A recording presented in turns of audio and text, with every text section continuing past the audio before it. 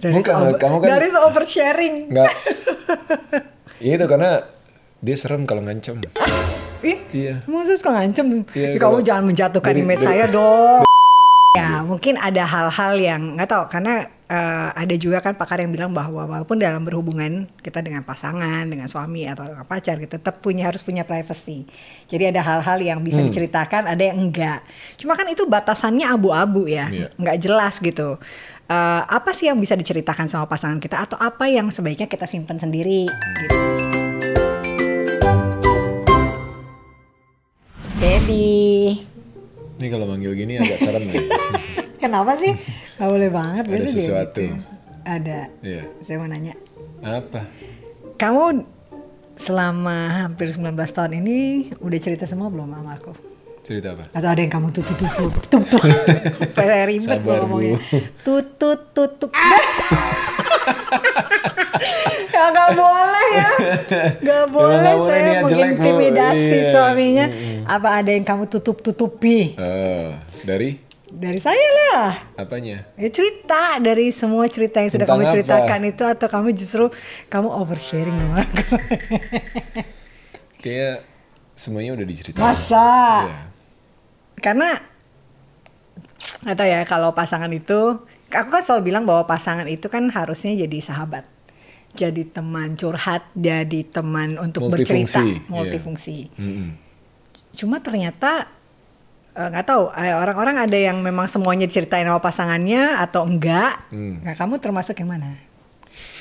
Kirain udah lupa dia sama pertanyaannya. Enggak, tetap gue balikin lagi. Saya udah bernafas lega, nggak perlu jawab. Balik Jawab lagi. dong. Ya saya udah cerita semuanya Kan sama saya ibu. butuh validasi, ya berjawab. Udah cerita semuanya. Apalagi yang Masa? diceritain ini ya. Udah. Ya karena buat aku lebih baik kamu yang cerita daripada orang lain. Gitu. Daripada kamu tahu dari orang lain ya. Yes, begitu. Ya. Jadi sebenarnya kita nih sama pasangan baiknya gimana sih? Terbuka, semua diceritain ya sampai hal kecil kayak waktu SMP aku pernah nembak 300 cewek gitu. Wow, emang iya? Enggak. Oh enggak. Itu hiperbola berandai-andai ya. Itu namanya Iya. berlebihan. Ya. Atau kebiasaan-kebiasaan jorok kita. Suka Kamu kentut. tahu nggak? Aku suka Apa? ngupil gitu. Suka ngupil. Suka jilat upil sendiri. Ih jorok. Ada yang begitu, Bu. Ih jorok banget. Apa itu jujur kalau terlalu banyak cerita malah bikin ilfeel, ya kan? Nah, sebenarnya kita tuh dalam hubungan harus seterbuka itu, harus jujur atau gimana sih sebenarnya? Iya. Menurut kamu gimana? Kalau menurut saya, Jujur. Kalau ini kamu. aku jadi balikin ke gue sih. Iya. Kalau aku lebih seneng kamu cerita.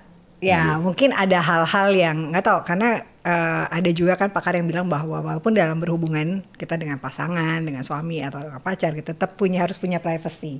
Jadi ada hal-hal yang bisa diceritakan, ada yang enggak. Cuma kan itu batasannya abu-abu ya, nggak jelas gitu. Apa sih yang bisa diceritakan sama pasangan kita atau apa yang sebaiknya kita simpan sendiri gitu misalnya. Gitu. Tapi perlu nggak terbuka itu sama pasangannya gitu. Ini karena ada yang menarik. Ada penelitian yang bilang justru dalam sebuah hubungan yang sehat itu tetap butuh yang namanya privacy. Butuh privasi.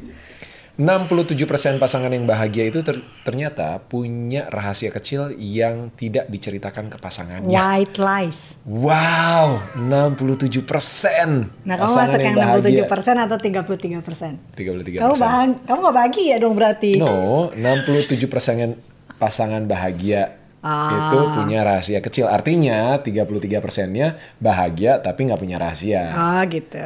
Jadi kamu masuk yang nggak punya rahasia. Majuji. Yes.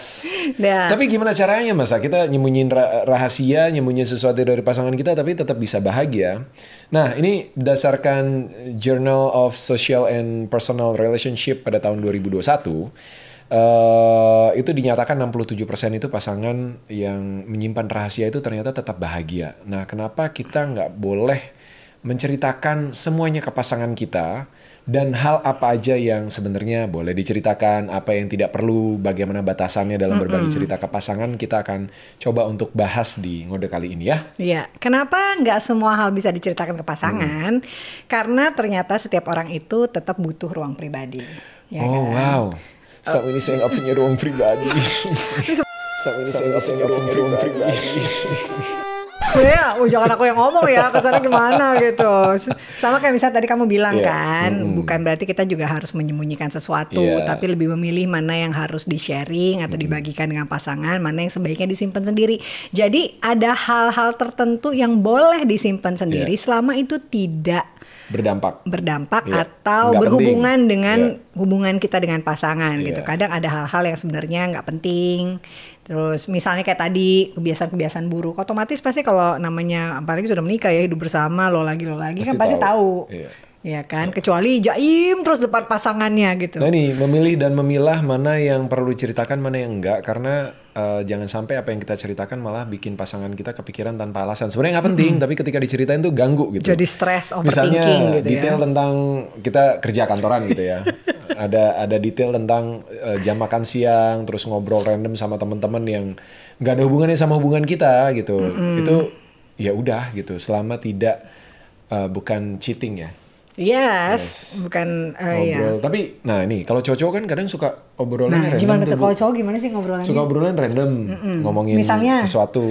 Ini seksi gitu ya. Terus kasih lihat foto-foto gitu. Iya enggak? Lu baca itu enggak? Nonton video enggak? Gitu enggak sih? Cowok-cowok ketawa aja. Kan kalau diceritain atau di grup WhatsApp kan suka ada bapak-bapak yang ngirim stikernya jorok tuh. Oh gitu. Kamu termasuk yang ngirim atau menerima? Saya yang bikin, Bu. Sekalian biar gawat banget. Enggak. Aku enggak itu. Iya ada mungkin ya. Enggak apa. Enggak tahu. Saya enggak mau tahu. Nah kayak gitu-gitu kan sebenarnya enggak penting kan. Iya, tapi kalau diceritain kan, apalagi kalau ada urusan sama teman-teman misalnya gitu, terus urusan rumah tangga, temen curhat rumah tangga orang lain, terus ceritain juga gitu kan. Jadi malah gosip ya. Malah gini, kamu jangan gitu ya. Jadi bermasalah ya. Nah selain itu ada juga yang diceritakan itu memang akhirnya ujung-ujung bikin drama atau konflik yang nggak perlu sebenarnya. Nah kita harus bijak. Jujur itu wajib ya. Jadi kuncinya di sini adalah jujur. Itu adalah sebuah kewajiban. Tapi kalau cerita tentang ketemu mantan di acara kantor misalnya, padahal nggak ada apa-apa, itu perlu cerita nggak? Repot nih. Tapi kalau aku ya, aku pasti cerita sih. Masa? Iya. Ya kan pernah misalnya ketemu siapa di PIM gitu misalnya, pasti aku cerita sama tadi aku ketemu sama ini gitu. Atau mantan kamu ngechat aku duluan. Bro, gue ketemu bini lu nih. Kamu pernah? Serius? Kamu berhubungan sama mantan saya? Iya, ini sebenarnya tiap pasangan pasti beda-beda sih ya. Ada yang benar-benar pengennya terbuka semua mau cerita gitu. Ada juga yang mungkin yang menghargai privacy. Kita termasuknya yang mana? Yang mana? Ini ngeri tau temanya. Tapi mudah-mudahan yang mana? Cerita sih. Kalau aku cerita, kamu kadang kalau ditanya aja nggak mau cerita. Masa? Nggak terbalik. Ih, kamu kadang enggak, aku bukan nggak mau cerita, cuma nggak cerita aja. Kamu kalau ditanya ngambek. Masa? Contohnya? Ya contohnya nanya soal hubungan kita yang dulu gitu kan. Kamu mantan gitu. Ya. Kalau dulu kalau jalan suka kemana aja. Dulu pas awal-awal pacaran ya kan. Kamu kan suka nanya. Maksudnya dia tahu semua rahasia saya. Dia emang seneng cerita. Kamu kan dari oversharing. Enggak. Itu karena dia serem kalau ngancem. Iya. Maksudnya suka ngancem. Iya, kamu jangan menjatuhkan image saya dong. Daripada kan gitu, daripada aku tahu dari orang lain. Iya, intinya kan sebenarnya kalau kan kita jadi mikir, ntar ini kenal, ntar kalau nyampe, wah ya udah dia cerita intinya aja. Intinya adalah apa yang kita ceritakan itu tidak membuat pasangan kita merasa tersakiti, tidak membuat pasangan kita merasa tidak nyaman, gitu kan? Tapi kan kalau urusan mantan ya lebih baik tahu dari pasangannya lah daripada dari orang lain. Apa? Ya udah ntar malam cerita ya. Masih banyak soalnya pertanyaan-pertanyaan saya yang nggak dijawab sama ibu waktu itu. Masa? Ya Allah, ini nggak skip deh temanya.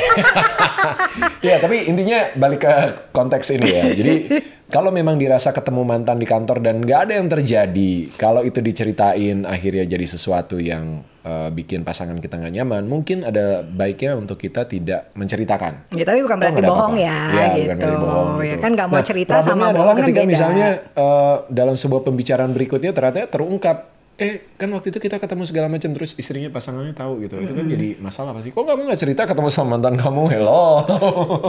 Iya juga. Ya kan. Ini masih repot nih ya. Iya, Jadi memang pasangan kita adalah tempat curhat kita. Seperti yang Donna bilang tadi, pasangan itu bukan sekedar suami atau istri, tapi harus bisa multifungsi. Salah satunya jadi sahabat, tempat kita ngobrol, tempat kita curhat.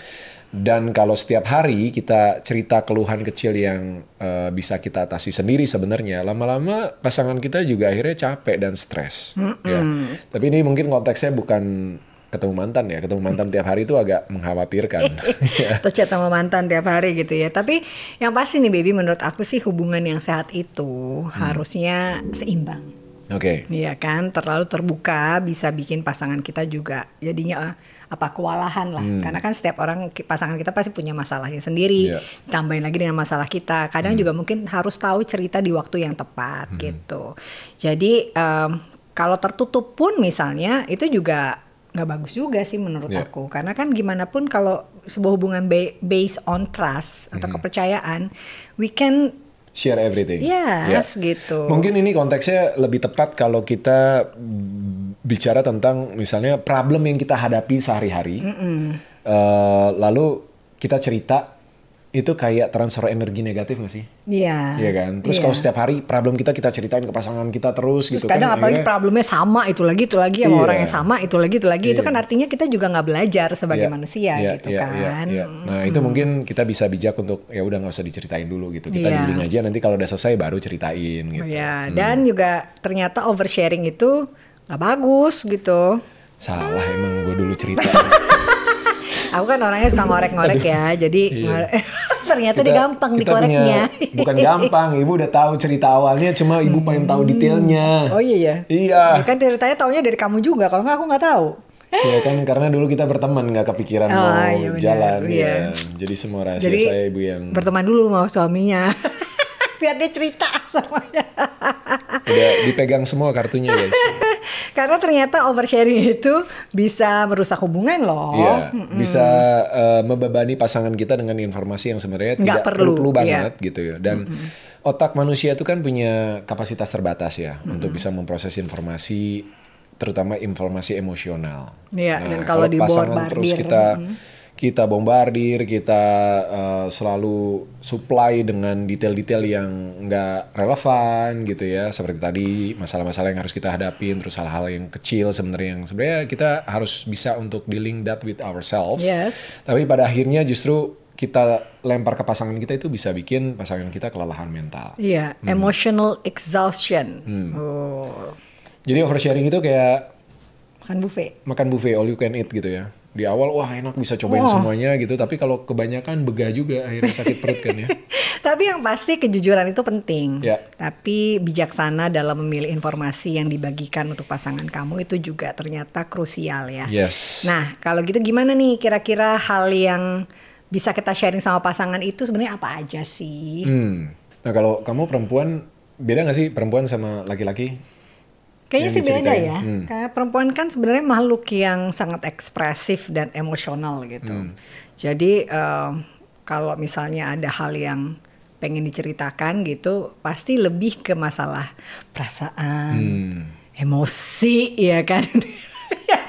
Yang bisa berdampak pada hubungan Ibu gitu. ketawa-ketawa kenapa Bu? Gak apa-apa, saya kadang suka jadi merefleksi diri saya gitu. Acara ngode ini sangat bermanfaat buat diri saya. Lanjut. Contohnya nih kalau misalnya aku lagi sedih atau stres gitu ya, mikirin macam-macam urusannya, dari mulai urusan rumah, urusan anak-anak gitu kan, atau masalah pribadi lah, keluarga atau segala macam gitu, itu pasti kamu berasa sikap aku berubah, ya kan? Terus daripada kamu bete karena akunya misalnya lagi moodnya lagi jelek gitu, lebih baik aku bilang. Atau misalnya lagi PMS, ini besok aku kayaknya dapet nih gitu, hati-hati aja ya. Gitu. Kalau saya ternyata colek bacok gitu, ya kan? Aku suka begitu loh, ya kan? Jadi itu boleh ya, hal-hal seperti itu tuh lebih baik memang di-share gitu ya. Atau Lagi misalnya pusing kalau banget nih sama kerjaan lagi atau lagi nggak enak nih badannya gitu. iya, atau biasanya aku kalau nggak nanya dulu sama Darius, aku mau cerita, tapi kamu jangan marah ya, atau jangan bete ya, gitu. Just wanna share aja, gitu, ya kan? Nah, kalau selain itu berhubungan dengan emosional gitu, mungkin bisa juga dengan hal-hal yang memang harus diputuskan bersama. Iya, Ya, itu sepertinya wajib deh. salah satunya adalah kayak misalnya urusan anak sekolah, Nah, ya masa kan? depan, Masa depan. rumah, cicilan, Iya. keuangan, ya kan, kesehatan, Ya, insurance mungkin yang segala nggak macam saya ya. share PO saya bulan ini apa? Sebenarnya dia pengen pasangannya jujur tapi dia sendiri. Tapi bukan berarti nggak jujur loh. Apa? Emang Cuma nggak cerita? Nggak cerita aja. Bedanya apa? Nggak, tapi kalau misalnya ya itu mungkin salah satu yang nggak perlu di-share. Iya. Karena kan saya bayar sendiri, kecuali saya bayar pakai uang dia gitu. Bikin saya pusing ya, banyak nih. Nambahin pusing ya. Iya. Nah ini beberapa hal yang memang harus di-share itu tadi ya, soal keuangan, masa depan, bagaimana pengen ngejalanin hidup, soal anak, pendidikan, kesehatan, insurance, dan juga keputusan-keputusan lain yang berdampak kepada pasangan termasuk pelanggaran kepercayaan. Nah, selingkuh, kebohongan besar, itu harus di-sharing wajib. Harus. Iya. Kalau micro cheat, Microchip itu apa? Misalnya Ya itu. nge-like postingan nah cewek. nggak tahu kalau nge-like tuh masuk micro cheat nggak sih? Nggak tahu. Masuk nggak? Masuk nggak? Masuk ya? Oke, Nge-like masuk. atau lihat postingan Tapi kalau nge-like cewek. temen? Ya kalau temen mah Enggak kan? enggak. Iya. Tergantung niat, balik lagi ke niatnya. Oke. Masalahnya kita nggak Kalau pernah tahu ngechat, niatnya dia apa. Siapa? Nggak tahu. Niat siapa, Bu? Ya niat pasangan yang nge-like, yang lihat-lihat postingan Ya, makanya kan cewek-cewek balik nonton-nonton lagi- video balik lagi gitu. ke pasangannya, niatnya Oh, apa, gitu. Kalau dia kamu niatnya cerita. apa? Ya, berteman aja. Oh, gitar. Kan memang udah yang dikenal. Oke. Kalau nggak kenal? Kalau nggak kenal aja kenalan.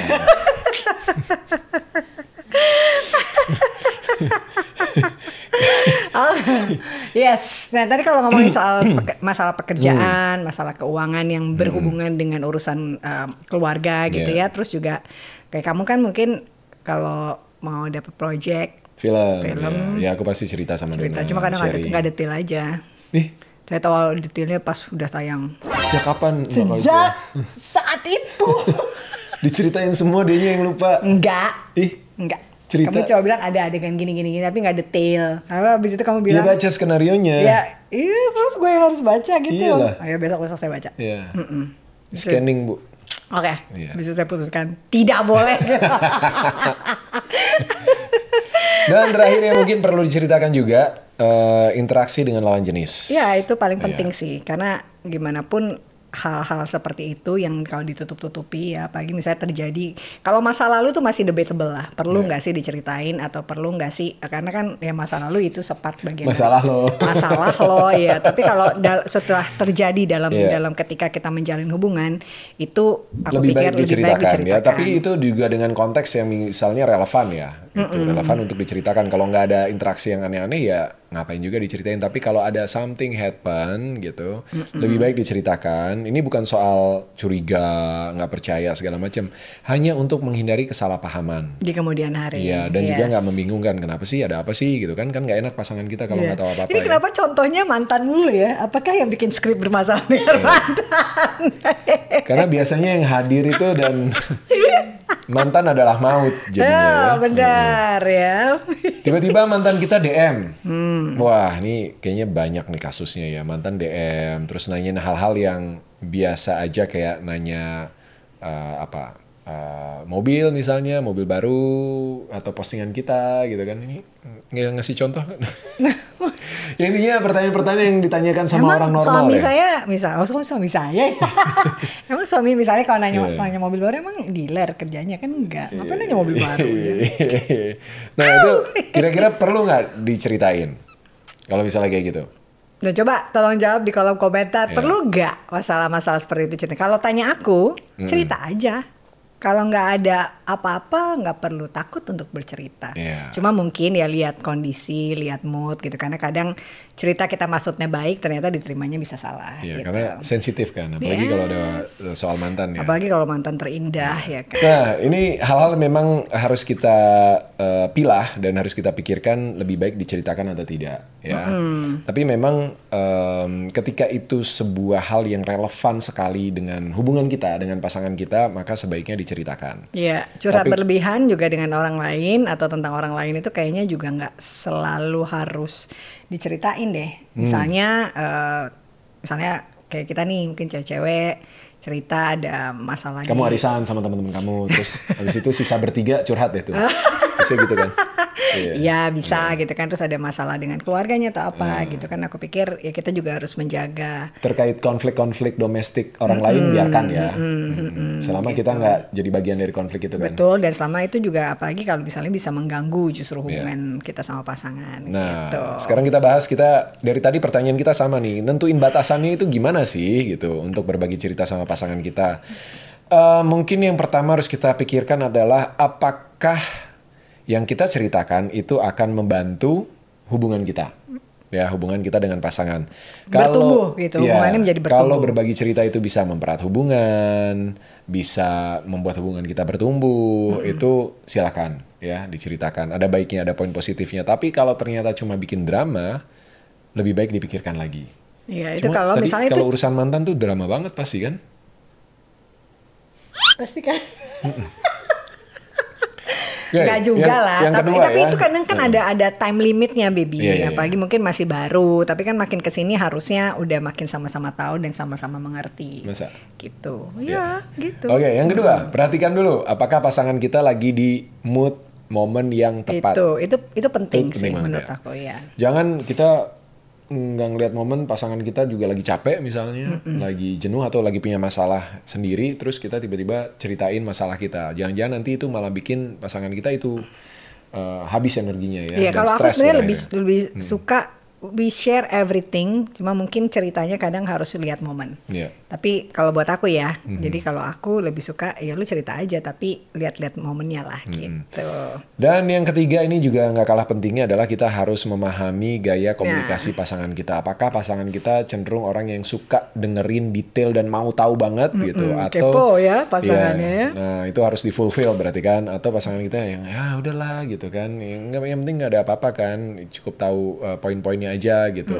Karena setiap pasangan pasti punya approach yang berbeda juga, beda gaya komunikasi, beda juga untuk bagaimana dia merespon dan menerima, dan penting kita untuk tahu supaya bisa ketemu titik tengahnya, balance-nya di mana. Iya, jadi juga sebenarnya masalah komunikasi bercerita atau enggak dengan pasangan itu juga tergantung kesepakatan kita sama pasangan, atau disepakati apa yang harus diceritain, apa yang enggak gitu kan. Itu balik lagi ke pasangan masing-masing. Kesepakatannya gitu. seperti apa ya. Dan mungkin yang juga penting adalah komunikasi yang sehat itu bukan soal seberapa banyak hal yang kita ceritakan ke pasangan kita, tapi seberapa berkualitasnya percakapannya. Artinya ketika cerita dan akhirnya mungkin membangun sebuah konfliknya juga harus bisa diselesaikan dengan baik, sehingga tidak menyisakan problem-problem yang bermasalah di kemudian hari. Betul. Jangan sampai hubungan kita itu jadi kayak customer service, Bu. Isinya laporan doang, sama pertanyaan doang ya kan. Tadi aku makan ini, pulang sama ini gitu. Iya. Harus ada koneksi emosi, harus ada pengertian juga di dalamnya gitu, harus saling memahami ya. Karena hubungan yang sehat itu bukan hanya tentang menceritakan segalanya, tapi juga tentang tahu mana yang perlu dibagi dan mana yang cukup dipahami sendiri aja. So you don't have to tell everything you know, but everything you tell must be true. Yes. Jadi ceritakan yang penting dan simpan yang pribadi. Oke, saya akan menyimpan Gimana nggak setuju? Saya nggak setuju. Sampai ketemu lagi di mode berikutnya.